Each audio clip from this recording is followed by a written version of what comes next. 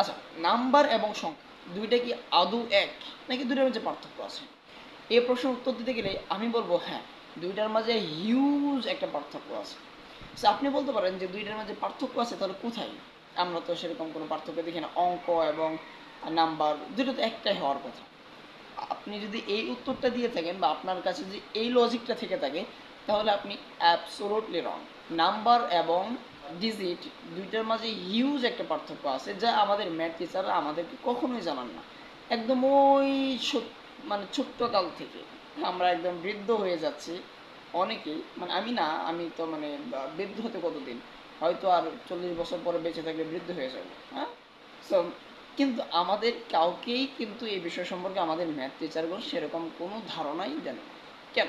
ওইটা তারাই জানে আর আল্লাহই জানে। আর আমাদের সিলেবাসগুলোতেও মানে আমি এখন পর্যন্ত যতগুলো ম্যাথ নিয়ে লেখাপড়া করছি ওইগুলোতে আমি পাই নাই যে ডিজিট অ্যান্ড নাম্বারের মাঝে এই পার্থক্য ম্যাথ বইয়ের মধ্যে এরকম বিস্তারিত বলা আছে। সো ওইগুলো নিয়ে আলোচনা করার দরকার নেই। আসলে আমরা জানি ম্যাথ এবং নাম্বারের, আই মিন ডিজিট এবং নাম্বারের মাঝে পার্থক্য নেই। প্রথমে আসুন আমরা নাম্বার কাকে বলে সেটা জানি।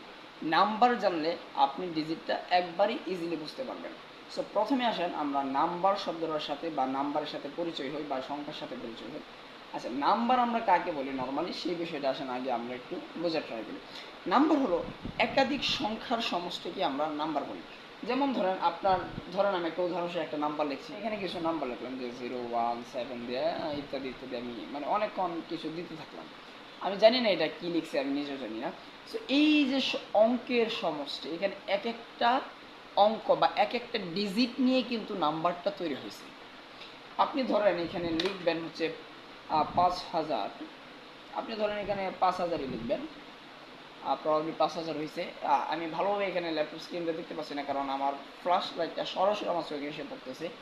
সো এখানে আমরা ধরেন 5,000ই লিখলাম। সো এই যে 5,000 আমরা এখানে লিখলাম, সো এটাই কিন্তু একটা আপনার কি বলে, এটাই একটা নাম্বার। সো এবার যদি আমি আরও ইজিলি আপনাকে বোঝাই, এখানে ধরেন আমি লিখলাম হচ্ছে গিয়ে, একটু এদিকে স্পেস নেই, ধরেন এখানে ধরেন আমি লিখলাম 2 4। আচ্ছা, আমি 2 দিয়ে বুঝি, এখানে ধরেন আমি যে 2 লিখলাম, এই 2টাই হলো একটা ডিজিট বা অঙ্ক। এখন আমি যদি আরেকটা উদাহরণ দিই, তাহলে ধরেন এখানে আমি 7 লিখলাম। সো এই 7টাও কিন্তু একটা অঙ্ক। কিন্তু আমি এই দুইটাকে যদি একসাথে লিখি, আমি এদিকে আরেকটু স্পেস নেই, ধরেন আমি এখানে 2 7 একসাথে লিখলাম, তখন এই যে 2 7 আমি একসাথে লিখলাম, এইটা কিন্তু এখন একটা নাম্বার বা একটা সংখ্যা হয়ে গেছে। সো আমরা যদি সংখ্যা দিই, তাহলে আমার সংখ্যা হলো একাধিক একাধিক একাধিক ডিজিট বা অঙ্কের সমন্বয়ে গঠিত, যেই জিনিসটা গঠিত হয় তাকে সংখ্যা বলে। আর একটা সংখ্যার এক একটা আলাদা আলাদা অ্যালফাবেটকে বা এক একটা চিহ্নকেই আমরা অঙ্ক বলি। সো হোপফুলি আপনি বুঝতে পারছেন। সো অনেক বইগুলোতে আমি অনেক এরকম কিছু মানে বেসরকারি কিছু বইতে গেছি, ওই বইগুলোতে লেখা অঙ্ক বই বা এই টাইপের অনেক কিছু লেখা আমি দেখছি। সো এই ধরনের বিষয় আমার কাছে টোটালি মানে অযৌক্তিক মনে হয় এই ধরনের নাম দেওয়া, কারণ অঙ্ক হলো একটা ডিজিট, জাস্ট একটা ডিজিট। এটাকে আমরা বাইনারির ভাষায় বলে থাকি, আপনার বিট বলি বাইনারির ভাষায়।